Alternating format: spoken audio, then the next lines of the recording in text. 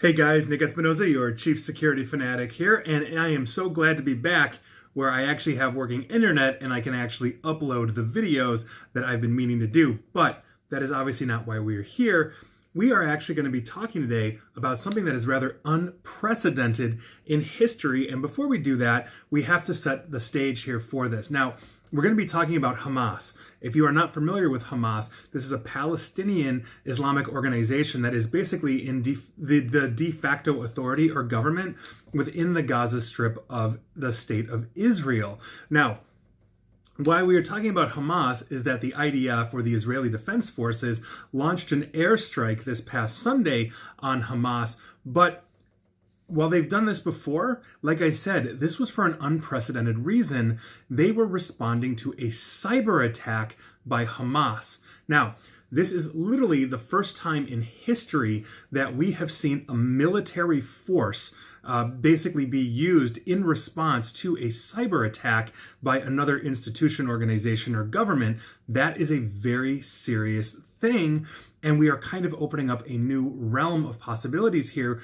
when we are talking about global response to cyber attacks. Now, while this is a first in cyber warfare, basically the former Deputy Assistant Secretary for Policy at the Department of Homeland Security, Paul Rosenzweig, says this really isn't a surprising outcome. Now, he was interviewed by Cyberscoop, and I quote, "We mistakenly tend to think that the cyber domain exists apart from the physical world, but it doesn't. It was always a claim, an unreasonable claim, that the two wouldn't intersect. There are some people that had this phrase, what happens in cyber stays in cyber, kind of like what happens in Vegas stays in Vegas, but that wasn't a realistic expectation."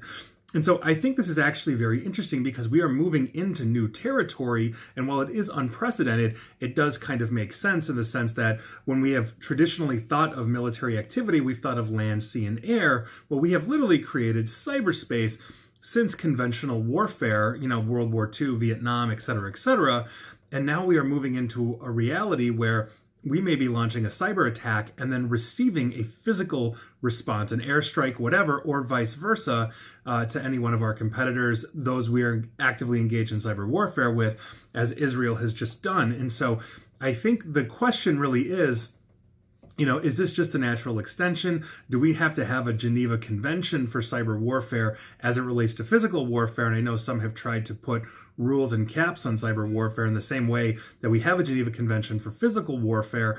But is that realistic? Is that possible? As we find ways to innovate around defenses and technologies as hackers, we are also going to find ways to innovate around any laws or rules that are put into place. And so we'll see where this goes. But I thought that was an interesting question for you guys. And like I said, I am back. So hopefully no more slow internet, and you'll be seeing these videos every day once again. And that is your news of the day. And please like, share, follow me here on Facebook and Twitter at NickAESP. And as always, stay safe and stay online.